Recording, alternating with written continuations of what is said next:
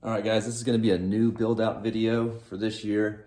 I changed a couple things, not too much though. Most of it's going to be about the same as last year with just one big change with the striker. But we'll start from the very beginning on this.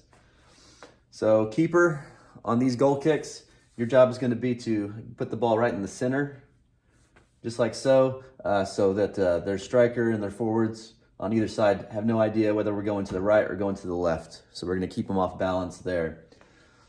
Next is going to be our center backs, where they position themselves. They're going to be on the outside of the box, like so, and also a little bit higher, I think, this year, as opposed to playing further back. Reason for this is if we can get this ball quickly up here, that's going to cut off this guy's angle. He's got to run a little bit further to get to the ball, and hopefully we can be fast enough with that pass and our touch to move up into this space and to create a 4-on-3 opportunity. Like I was saying, center backs, I want you to be outside the box, the penalty area, and a little bit higher, like so. Okay, next is going to be our wingbacks. Wingbacks are going to be about 10, 15 yards up from the center back and position themselves almost touching the sideline. We want to stretch this defender as far over as possible so that we can have space right in here for this center back to carry the ball up into. Next is going to be defensive mid. Defensive mid is going to pick a side, right or left, to go over to, like so. And then our offensive mids, which are these two guys, are going to move up to the halfway line, midfield, like that, and position themselves basically on the corner of the box, like that. We're not going to go too far over, okay, because that's where this guy is at. I want them basically in between the defensive mid and the wing back there.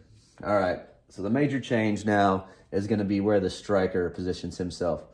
The striker is going to move from the center and drop down just like the defensive mid is here in the middle, okay? Just like that. So what that's going to do is it's going to keep this guy from double teaming us wherever we go, okay? Because their center back up here is not going to travel all the way into our half for coverage. So this is going to basically take this guy out of the play completely. He's going to be up there just kind of by himself, not doing much. All right. So what this setup is going to allow us to do is to swing the ball first to one of our center backs, okay? And then that center back should be able to take the space that's in front of them. Most important part about this is not to get too nervous or excited and pass the ball too early to someone who's covered. We want to dribble until one of these two guys, here or here, decides to move on to them. And if that happens, we can either pass the ball in front to our wing back, or if he drops back as he's coming, we can pass it behind, and then our wing back can move up as well.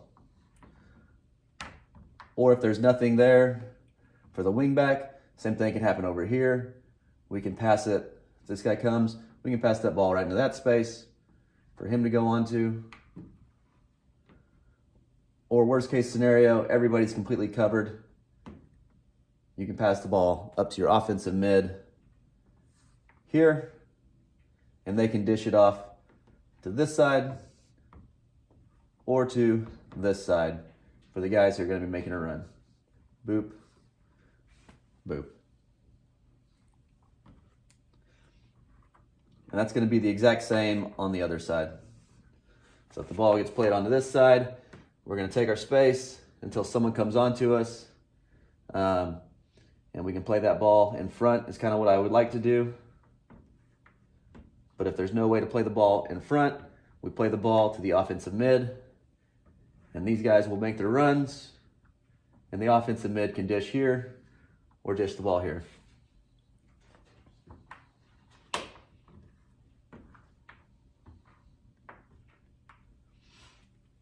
All right, the next option is going to be if this striker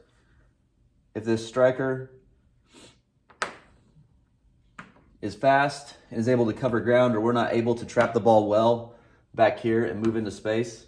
If the striker takes a good angle after we pass the ball out here and gets in front, what we're going to do now is get the goalie involved, or our keeper involved. So he's going to come out to the edge of his goal, so we're not passing the ball directly into our goal.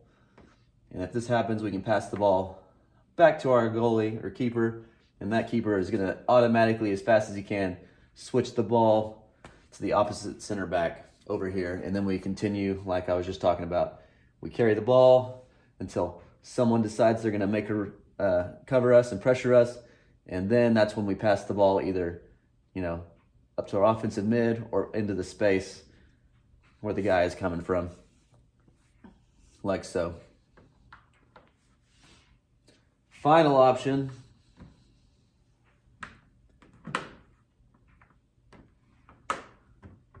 will be if we're having trouble